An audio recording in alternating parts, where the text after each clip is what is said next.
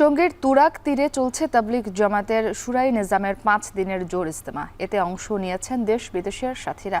আজ মোনাজাতের মধ্য দিয়ে শেষ হবে 5 দিনব্যাপী জোর ইজতেমার আনুষ্ঠানিকতা। এ বিষয়ে আরো জানাতে ইজতেমা ময়দান থেকে সরাসরি যুক্ত হয়েছেন ইফতেখার রায়হান। ইফতেখার, জোর ইজতেমার মোনাজাত কখন অনুষ্ঠিত হবে এবং এবার এতে কি পরিমাণ সাথী ও মুরব্বী অংশ নিয়েছেন? জি মুক্তি, আসলে গত শুক্রবার থেকে এই ইজতেমার যে প্রাক প্রস্তুতি, অর্থাৎ বিশ্ব ইজতেমার শুরু হওয়ার আগে যে ইজতেমার জোর অনুষ্ঠিত হয় 5 দিন ব্যাপী, সেই জোর শুরু হয়েছে। এবং গত এই 5 দিন ধরে আমরা দেখছিলাম যে পুরো ইজতেমা ময়দানে এক ধরনের ধর্মীয় আবহ তৈরি হয়েছে। এবং এখানে যারা আগত মুসল্লিরা রয়েছেন তারা প্রতিনিয়ত তসবিহ তাহলিল এবং ঈমান এবং আমলের যে বয়ানগুলো রয়েছে সেগুলো কিন্তু শুনছেন শীর্ষ মুরব্বীদের কাছ থেকে।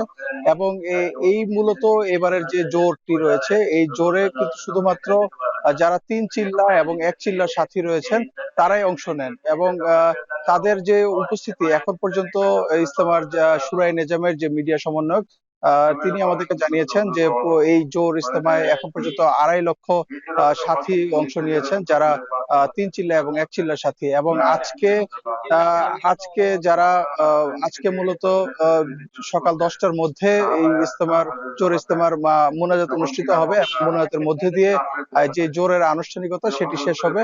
এবং এই মোনাজাত পরিচালনা করবেন ভারতের মাওলানা ইব্রাহিম দেওলা।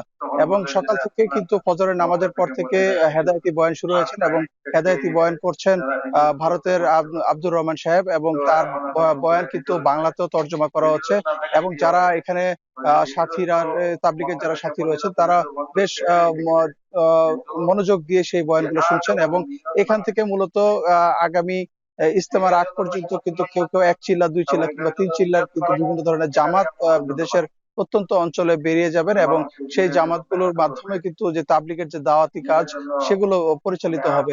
এবং আমরা মিডিয়া সমন্বয়কের মাধ্যমে শুরাই নেজামের জানতে পেরেছি যে প্রায় 20টি দেশের 312 জন শীর্ষ যারা মুরব্বী রয়েছেন ইজতেমার, তারা কিন্তু এই ময়দানে উপস্থিত হয়েছেন। এবং এই ইজতেমা ময়দানের আশপাশের এলাকায় আমরা দেখেছি যে যারা ইসলামের যে তাবলিগের দাওয়াতি যারা সাথী রয়েছেন তাদের পদচারণায় কিন্তু পুরো ইজতেমা ময়দান মুখরিত হয়েছে। তো সবকিছু মিলিয়ে বলা যায় যে পুরো ইজতেমা ময়দান এবং এর আশপাশের এলাকায় এক ধরনের ধর্মীয় আবহ তৈরি হয়েছে। এবং এই ধর্মীয় আবহ এবং এই জোর 5 দিনের যে জোর সেটি শেষ হবে আজকে সকাল 10টার মধ্যে। একটি বিশেষ মোনাজাত অনুষ্ঠিত হবে। এই মোনাজাতের মধ্যে দিয়ে 5 দিনের এই জোর শেষ হবে। তো এই ছিল আমার কাছে গাজীপুর থেকে সবশেষ তথ্য জোর ইজতেমার। টঙ্গীর তুরাগ তীর থেকে যুক্ত ছিলেন ইফতেখার রায়হান।